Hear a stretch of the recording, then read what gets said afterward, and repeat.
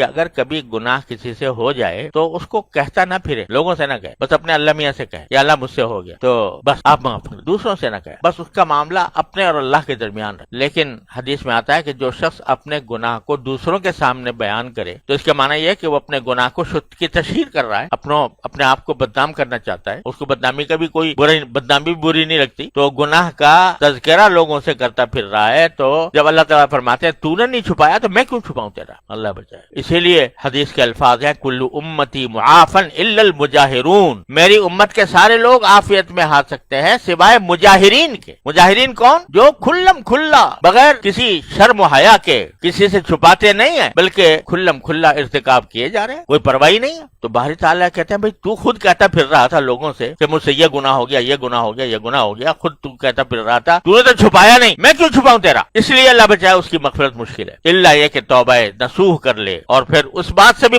استغفار کرے کہ میں دوسروں سے کہتا پھرتا رہا۔ اگر کوئی گناہ ہو گیا اور گناہ ہو کر اس نے اپنے حد تک رکھا اس اور کسی کو کہا بھی نہیں لیکن اللہ تعالیٰ سے رجوع کر لیا، یا اللہ مجھ سے ہو گیا، اپنی رحمت سے مجھے معاف کر دیجئے، تو جب وہ خود چھپائے گا تو اللہ تعالیٰ بھی اس کی ستاری فرمائیں گے، دوسروں تک نہیں پہنچنے دیں۔ حضرت فاروق اعظم رضی اللہ تعالیٰ عنہ کے بارے میں نے سنا، غالباً اپنے والد ماجد رحمۃ اللہ علیہ، کہ ایک مرتبہ ان کے عہد خلافت میں ایک آدمی چور پکڑا گیا، لایا گیا حضرت فاروق اعظم کے پاس، تو کسی نے اس کی سفارش کرتے ہوئے کہا کہ حضرت اس نے پہلے یہ کام کیا ہے تو اب یہ شرمندہ بھی ہے اور نادم ہے، استغفار کرتا ہے، تو اس کو معاف کر دیجئے۔ تو حضرت فاروق اعظم نے فرمایا کہ نہیں، یہ پہلا کام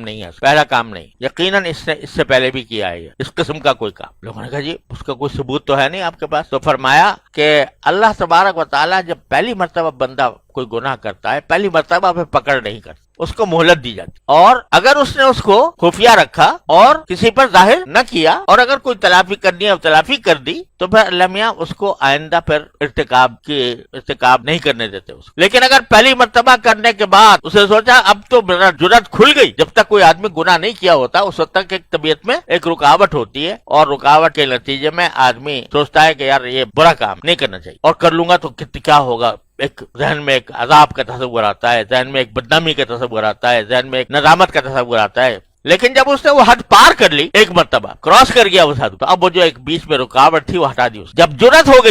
پیدا ہو گئی ایک گناہ کے اوپر، تو پھر کوئی حد پر آدمی نہیں اٹھتا، پھر ایک گناہ کے بعد دوسرا ہوتا ہے، دوسرے کے بعد تیسرا ہوتا ہے۔ اسی لیے یہ جو بعض اوقات انسان کو شیطان بہکاتا ہے کہ بھائی یہ گناہ ہے تو مگر ایک مرتبہ کر لے تیرا دل بھر جائے گا تو پھر دوبارہ توبہ کر کے پھر نہ کرنا، یہ شیطان بہکاتا ہے، اور بہت اس بہکاوے میں آ جاتے ہیں کہ بھئی کر لو ایک مرتبہ، دل ٹھنڈا ہو جائے گا، پھر توبہ مانگ لیں گے، اللہ بچائے۔ یہ بھی پھر ہوتا یہ ہے کہ جب پہلا مرتبہ کر لیا تو وہ جو ایک آڑ تھی نا، وہ جو ایک دیوار تھی حیا کی، شرم کی، ندامت کی، گناہ کے تصور کی، وہ دیوار گرا دی، اب گناہ کے اوپر جرات پیدا ہو۔ بھئی ایک مرتبہ تو کیا تھا کچھ بھی نہیں ہوا، ایک مرتبہ کیا تھا کچھ بھی نہ ہوا، نہ کسی نے دیکھا، نہ کسی کو پتا چلا، نہ اللہ تعالیٰ کی طرف سے کوئی عذاب آیا، نہ مجھے کوئی پکڑ ہوئی، تو جب ایک مرتبہ کر لیا تو یار دوسری مرتبہ کر لو، دیکھ لو، ایسا ہی کر لینا، پھر کر کے پھر دوبارہ توبہ کر لینا۔ اللہ بچائے جب یہ جرات پیدا ہو جاتی ہے تو بندہ کہاں سے کہاں پہنچ جاتا ہے، پھر وہ ایک سے دوسرا، دوسرے سے تیسرا، تیسرے سے چوتھا۔ اول تو یہ بیوقوفی حماقت کی انتہا ہے کہ آدمی یہ کہے کہ میں توبہ کر لوں گا، ارے تجھے کیا پتا کہ توبہ کا وقت ملے گا یا نہیں ملے گا، اور اگر وقت بھی ملا توفیق ہوگی کہ نہیں ہوگی توبہ کی۔ لہذا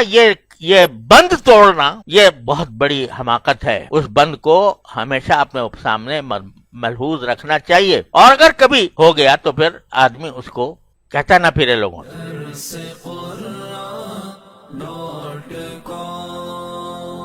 www.darsequran.com